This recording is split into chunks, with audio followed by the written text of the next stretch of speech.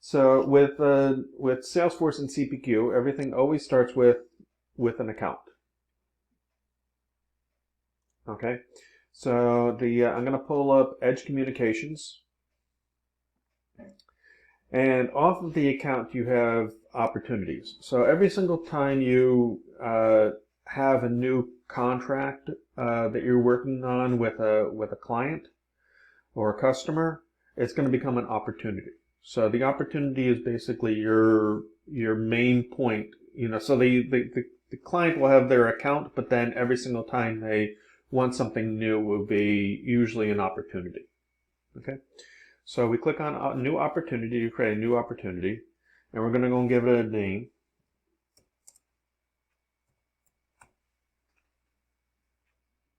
And I'm going to start off with the prospecting, because that's usually where you start off with. We don't have to worry about amount or next step or anything like that right now. And that created an opportunity. So I'm going to click on that demo opportunity. So right now we're on the demo, on this opportunity. The next thing is to go and create a quote off of that opportunity. So you can have multiple quotes on an opportunity, but only one primary.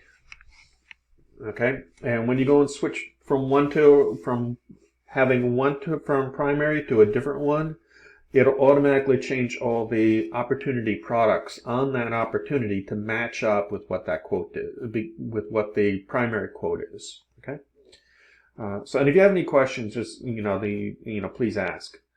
We're going to give it a date range. I'm going to give this a year.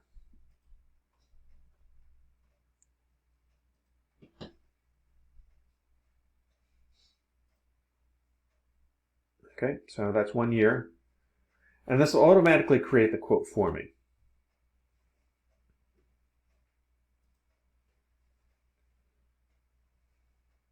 So now we're on the quote. So that was all the easy stuff so far. So are there any questions? No, we're with you. No? Okay. Okay, now I've automatically set up the price book. There's only one price book in here. You can have multiple price books if you wanted, but there's only one. I only have one as of right now, and that's just the standard price book. And I'm defaulting that on the quote. I can default it to whatever you want. If I didn't default it, would ask you right now which price book you wanted. And that's usually very confusing for sales reps, so I automatically default that. Either they're using the standard one, which is always the same, or they can have or you can have multiple price books, and based off of different criteria, we can default that. Okay. I have guided selling here. I have it set up mostly as a filtering system. So I've moved all the different products in this org to 6 different categories. And if I picked, let's say, computer system and suggest, it's going to give me all the products that are in the computer system category. So that's a filter that I had set up on the products. Okay, so it's an easy way of being able to basically drill down, because if you were to see everything all at once, a lot of times it becomes overbearing on a sales rep, and you want to make it as easy as possible for them to use this system and adopt this. Okay, so if I wanted to go and change the guided selling, I can easily just go and click over here, and I would see the pick list all over again. So if I want to change, let's say, service and support, and here's all the service and support products. There's also another filter here, which is this one, which I can drill down into this even more. So let's say with home security, I only want to see products that are in the service area, and you'll see there are 2. But if I were to look at the guided selling, and I would look at for service and support, home security rather,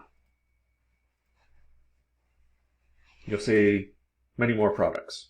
So I have multiple filters here to make it much easier on the sales rep. This can be customized for whatever you want. Okay? In this particular example, I'm just going to go back to the computer system. And I'm going to select the desktop computer. And we'll click select.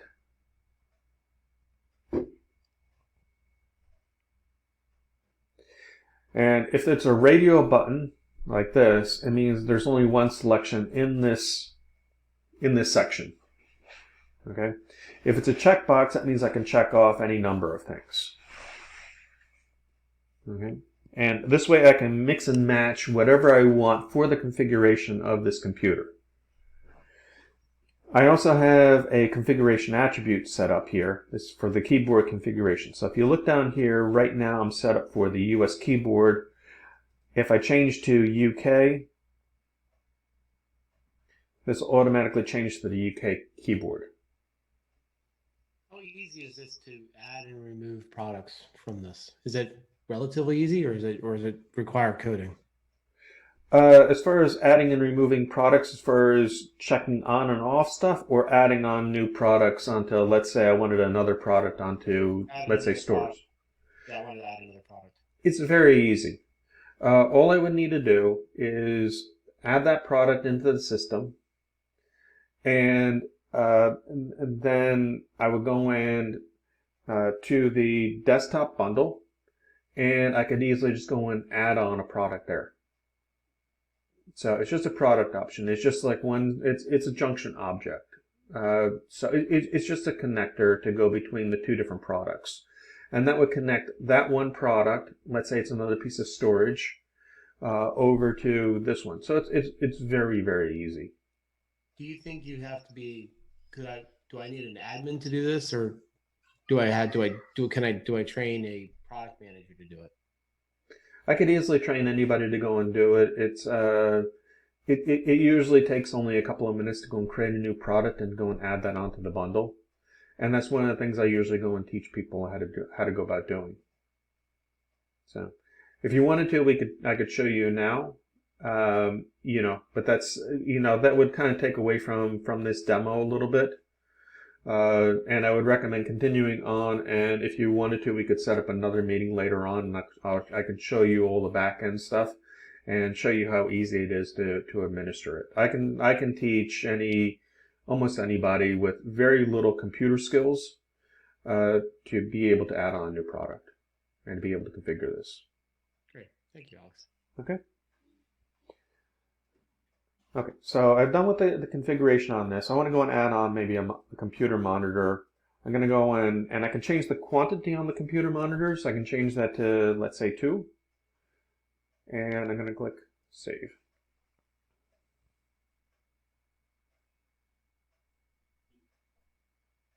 And you'll see this added on that new computer, and it told me all the things that I picked, including that monitor, and I wanted 2 of those monitors.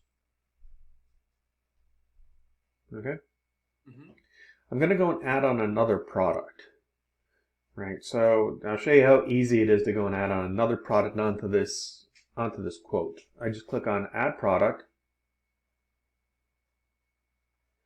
Now it's going to default for the settings that I had on the previous one.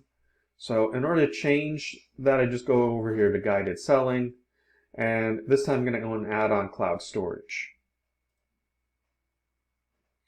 And I want to go and pick the cloud storage. It's only 1 gigabyte, and this is also a subscription product, which means that it's going to charge me $20 a month every single month for a year. Okay. Now I have this set up for segments, so it's broken down by default. It's broken down by month. So you'll see that it's $20 a month every single month. Where's my scroll bar to go back and forth? There we go. So I wasn't seeing it. So it comes up to $240. So the reason why I have this broken down by month, if I click this drop down, I can add on additional discount. A lot of people want, like, let's say the first month free. And this is how I would do that. So I can add on 1 month free, and if I do a quick calculate,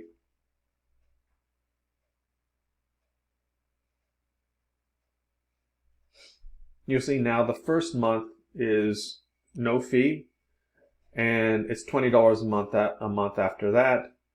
And before it was $240, you see now it's $220. Okay? Now, this Does it have to be month to month like this? was it? Does it have to be month to month like this? This is just really long, really wide. No, no. And it could be by quarter, it could be by year, it could be however, every 2 months, whatever you want.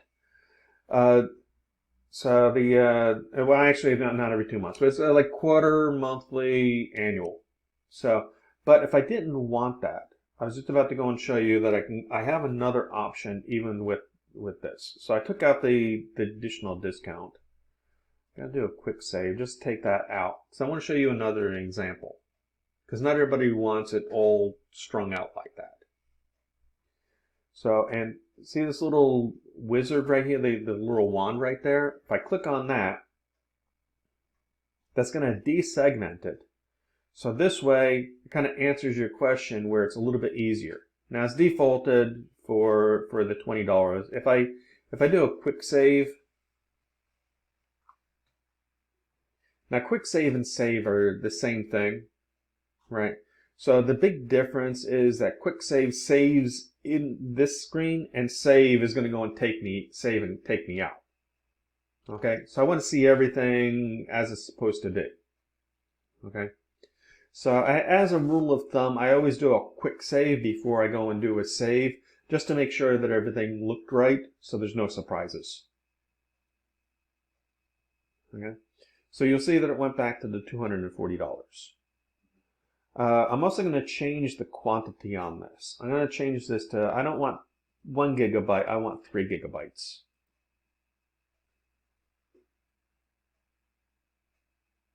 And being this is 3 gigabytes, this is for this time sequence in here. So you have the start date and the end date. So this is 1 year. So this is 3 times the 240, which comes out to $720. Okay? So any questions? I do have one question. Yeah.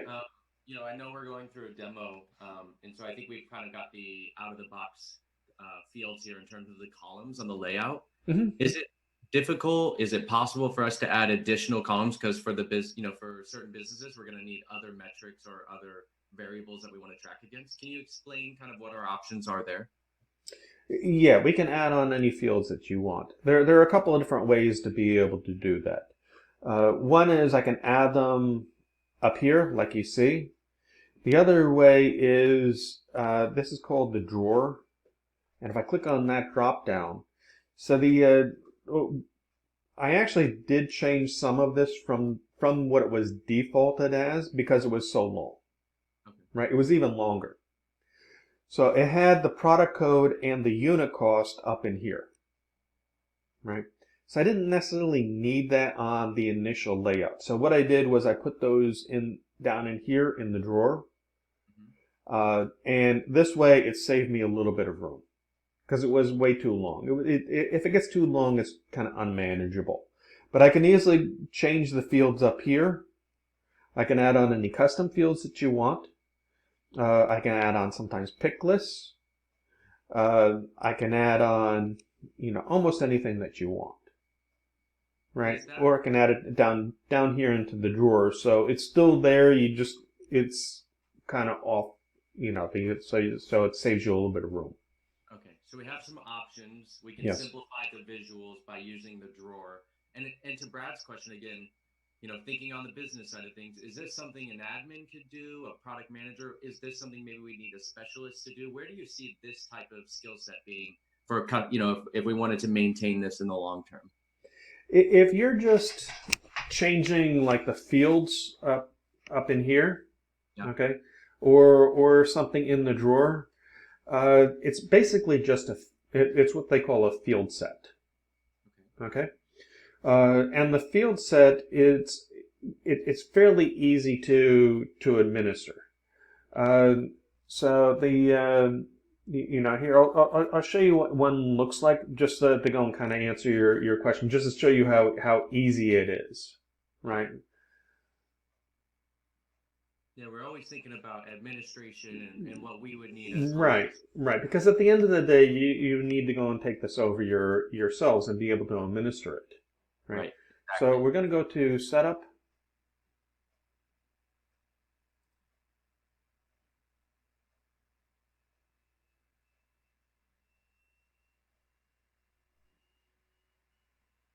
And I'm going to go to Object Manager.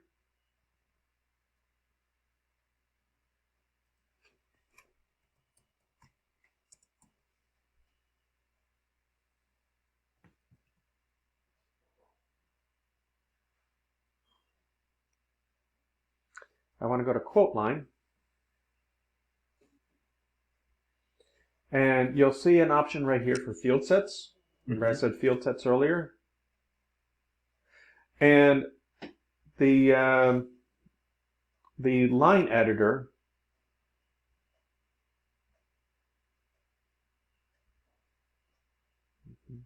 this corresponds, see all these names right here? Yep. They're going to exactly correspond to right here. Okay. That makes Okay? sense. So if you wanted to go and add something in, it's just a matter of taking something and just going and clicking and dragging it, and if you click Save, that's it. Okay. It's literally that simple. Alrighty. Okay? So it's something almost anybody can do. Yeah. Okay, you just have to know where to go. But it's very easy. It doesn't require any kind of coding or anything like that. So and it's the same thing with the drawer. And that the drawer that I was talking about, that's right here. It's called the standard line item drawer. Okay. So And it really seems like our admin could easily do this based upon our requirements. We could tell them what fields we need, and an admin can easily come in and drop these fields in. Yeah, they just need to know where to go. Okay. Awesome. Right, and that's the only difficult part, is figuring out where to go. Yeah. Once they figure out where to go, this is very, very easy. Okay. Well, thank you for showing us. We appreciate that. Okay. So we're back on here. So any other questions on this screen before we go on to the next piece? Okay. So now I'm going to click Save.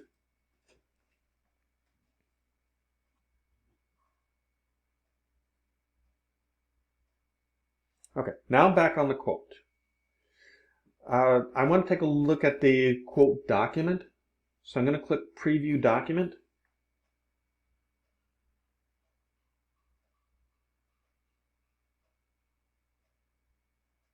And this is a copy of exactly what you would send the client, your customer. Okay, and it has the account name. Well, here's the account name. So it has our name on top. So it has the quote number and the dates and all. It has the ship to and the bill to address. All this is extremely customizable. Right? This is just a very standard layout.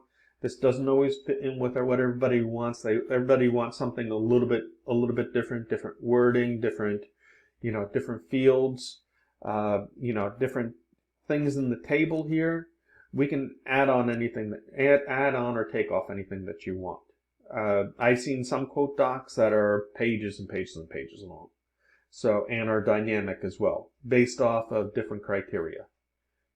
So they might have different terms and conditions based on different types of accounts and things like that. We can do all of that stuff. It's extremely highly customizable.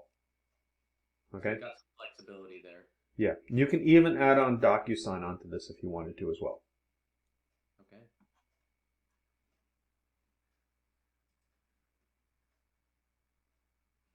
So I'm going to cancel out of that. Okay. Now I have this order set up where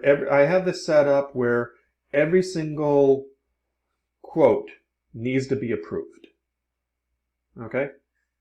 So in order to send a quote for approval, because what I've seen a lot of times with customers and clients is that they spend a lot of time just trying to approve quotes, and there's no actual system in place for that. CPQ and Salesforce takes care of all that for you. It just needs to be set up. Okay? So with this particular quote, notice over here, I have this in a draft status right now. I'm going to submit this for approval. I can type in comments if I want. It's not a requirement. It's always a good idea to. So I'm going to just type in some comments.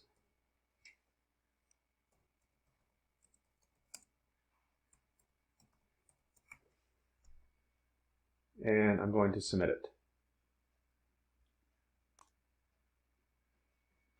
When I did that, it says that it's in review now. You'll see over here the status is in review. I now got to log in as a different person because I have this approval going to a manager. Okay? So I'm just going to go and open up another tab.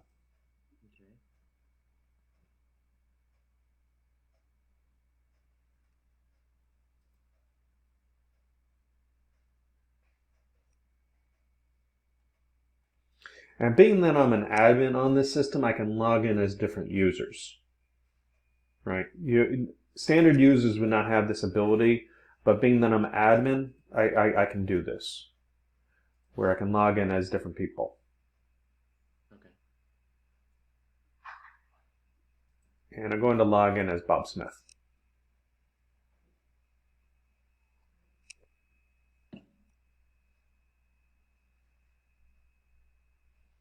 Okay, now I'm logged in as Bob Smith. You can see Bob Smith up here.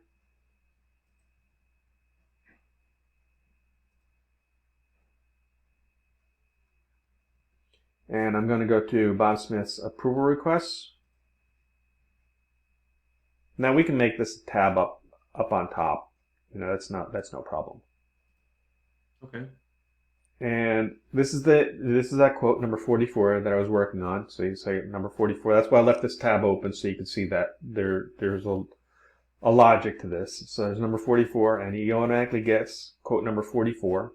So this can also be set up where he'll not only where it can be set up as far as multiple different types of notification, like email and a case and things like that. So whatever that you use to go and track stuff, we can easily do that for notification. Can we approve by email? A lot of times our sales teams are in the field and maybe not always at not during COVID, but not always at the computer. Is that a capability that we have? Yeah, you can do that either through the mobile app or you can do that through email. Okay, so we have a couple options for mobile. Okay. Yeah, you can do all that. What do most people set up? What do most people do for? Depends on the client. My personal experience is that I don't see too much of the approval by email. Normally they go through the system like this. But that can be set up. Going through the system like this and mobile is almost identical. So there's not too many, so most people go like to the mobile app, and that way it also gives them a lot more flexibility. We already took it off, unfortunately, but if I wanted to, I could have clicked on that quote and it would have shown me the whole quote. I'm just curious, like, what our options are. What would be the right option for us? Yeah, it depends on what your business processes are, and how much flexibility that you want. We can do almost anything that you want, whether you want to be able to approve it by email, approve it by mobile app, approve it by the desktop, which is what this is. We can do whatever they want.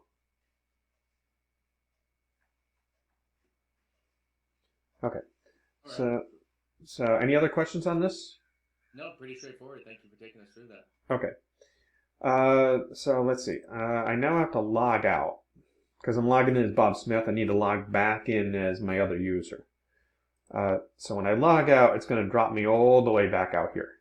Okay, so I just need to go and log back in. Normal users won't have this problem, but because I'm logging in and out as different people.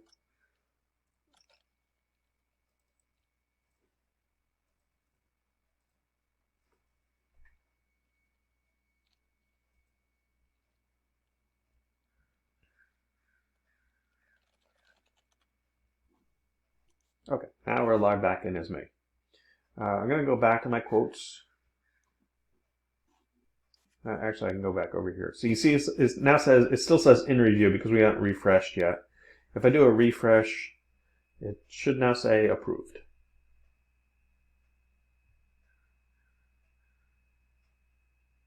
So now you're approved. Okay? Now we go on to the next step, if there's no questions. Well, I have a question about approvals. How complicated can this get? Because our business is we've got a lot of products.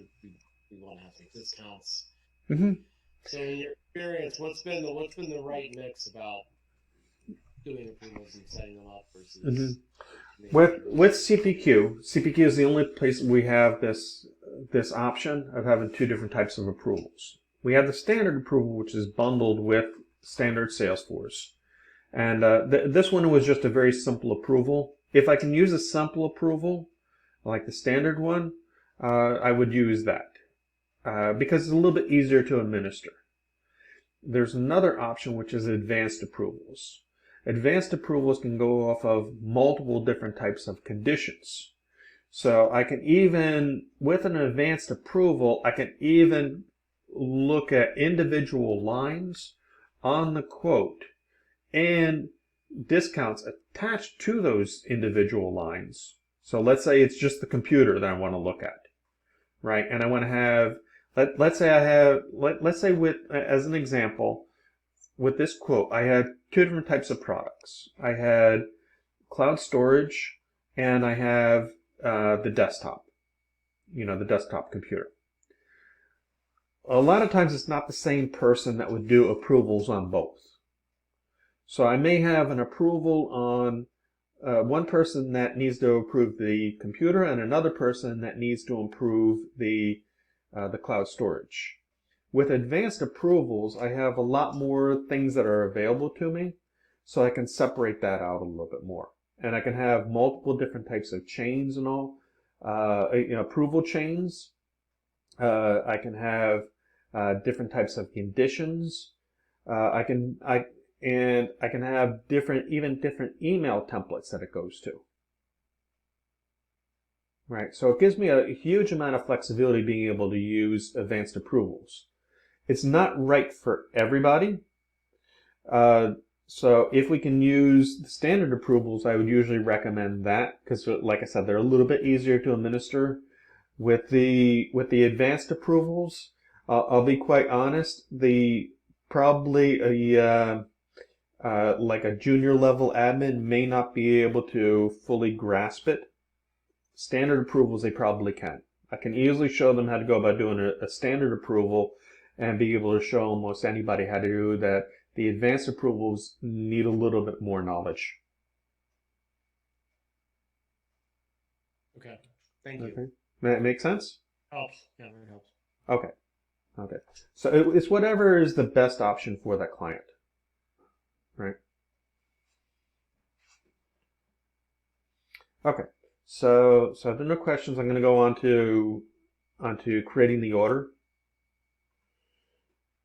So I'm going to go to the opportunity. And on the opportunity, I'm just going to go and mark these as stage complete to go all the way to closed won. Ideally, they would be going through these different stages as they're working on this opportunity. Being that this is a demo, we're doing it all at one time. Right?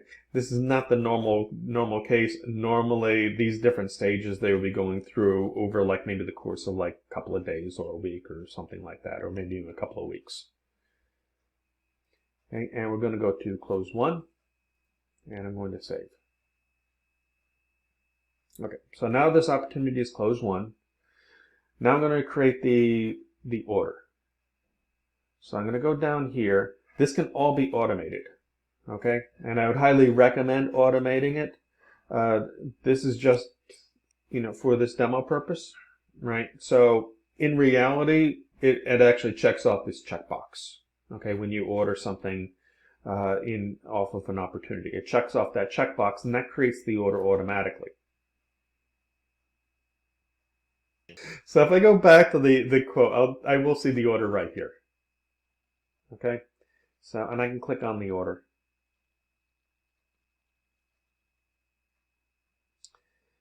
Okay, and let's see. So so I'm going to activate this order. Okay, so now it's activated. So and you'll see on this order, this has all the lines that were there from the quote line. So everything is moving over 100%. Why do I have order?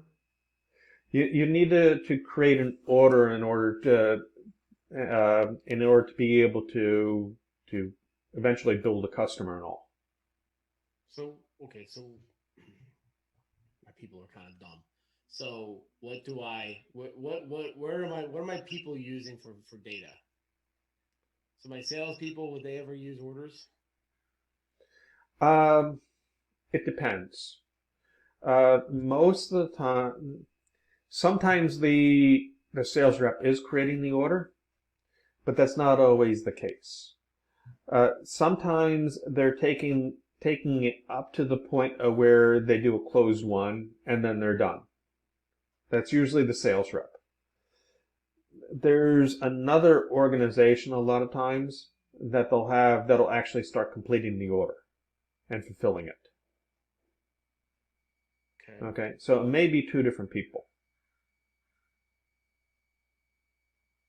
Okay. Okay, so it makes sense? Yeah. Thank you. Okay.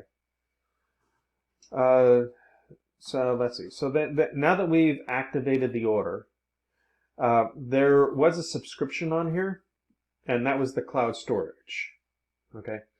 So when you create the order, it creates assets for all the physical things. So that would be the computer and all the components that went into that computer. Those are all going to be physical assets. The other thing is subscriptions. So subscriptions are not going to be an asset because they're a subscription. Okay, so they're going to have to go onto a contract because those are billed. In this case, it's billed monthly or annually. So it's only one. I changed it to, I took off the segmentation, so this is actually on a yearly. Okay, so it's going to be billed on a yearly basis. So in order to be able to do that, I need to contract it. So right here on the order, you see this contracted checkbox. So, and I'm going to check off that checkbox and click Save.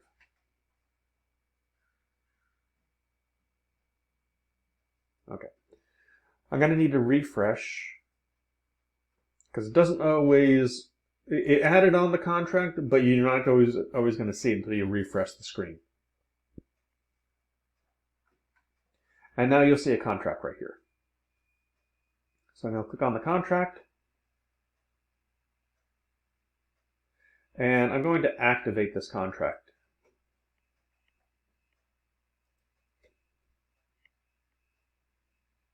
Okay. So now, let's say they're halfway through the year, and I had 3 gigabytes of storage. We're halfway through the year, and they say, you know what, I don't need all 3. I only needed 1. Right? So what you're going to do is you're going to do an amendment and change that existing contract and take off the 2 gigabytes for the second half of the year. In order to do that, I need to click Amend.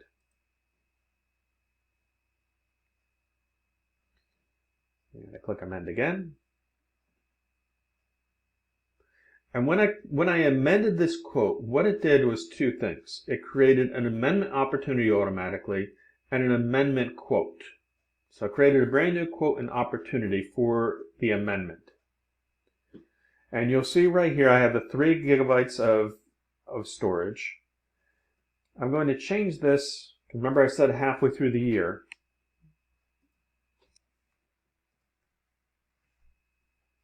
So I'm going to change this to February. And I'm going to change this to 1. Now look what happens with the net total when I do a quick save. It automatically took those 2 gigabytes for the second half of the year and it deducted those. So it's a negative $240. Okay? So we're going to click Save.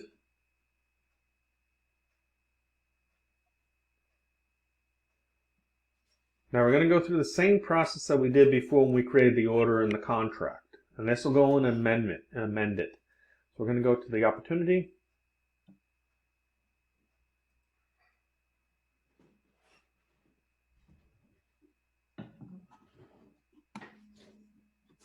And Alex, while you're doing this, Mm-hmm. given I think we've got about 14 minutes left, if Yeah. we could just kind of wrap up our last part of the demo here in the next 4 or 5 minutes, and then we'll just have kind of an open conversation from there, if that's okay with you. We're almost actually all done. So Perfect. because the last thing is renewal, and then we're all done. All right. Okay? So, and I'm not going to re-explain all this because we've gone through this piece already. Yep.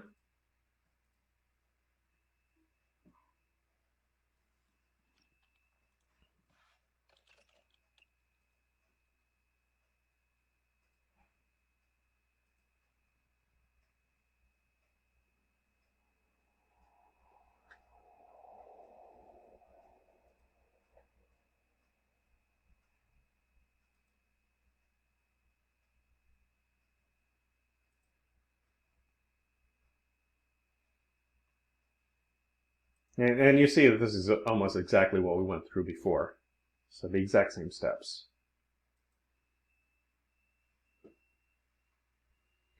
Okay. Now, the big difference is when I click contracted,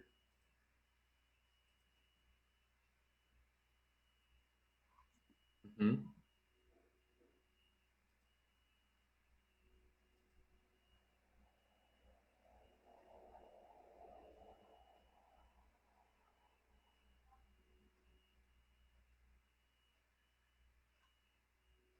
go to this contract. Now, this is the exact same contract that I had before. Okay, there's no new contract. It just amended onto the old one. Okay, the existing one stays. The existing one. Okay, it just amended it.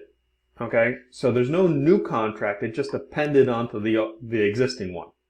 So, and you'll see that the 3 gigabytes for 1 year, and then I changed my mind, or the business changed. I didn't need all 3, so I only needed 1. So I took off 2 gigabytes for the second half of the year, and that's where the deduction came in of 120. Okay. That makes sense. Mm-hmm. Okay, so we're going to go back to this contract. Now let's say it's a year from now, okay, and I want to renew this contract. Now this is all done usually automatically through time-related workflows and all, okay, but for the sake of this demo, we're going to do this all at one time. Cool. So the first thing is usually it'll forecast it. So this is for usually tracking purposes. That's a lot of times done about a month beforehand. Okay? What you typically see is you want to forecast your renewals out a month in advance. Right. That's a lot of times what I see. Okay. Okay? So because I want to know when a renewal is coming up. Right. Okay. And our leadership needs to be aware of that as well. Yep. Right. It's a time-related workflow. Usually about a month out, they usually go and check off that checkbox. The second thing is when this checkbox is checked off, it's going to go and create a brand new renewal quote and a brand new renewal opportunity. Okay. Look over here. It says renewal opportunities is 0. So when I click this, save.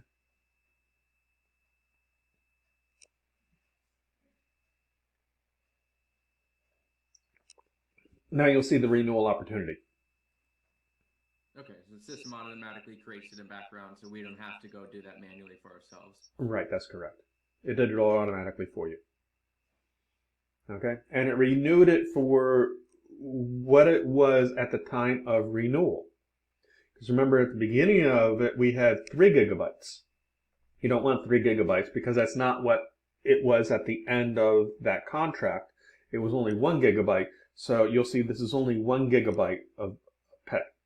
Okay, because it's only $240. Okay, and there's a renewal opportunity. And you'll also see that I created a new renewal quote as well.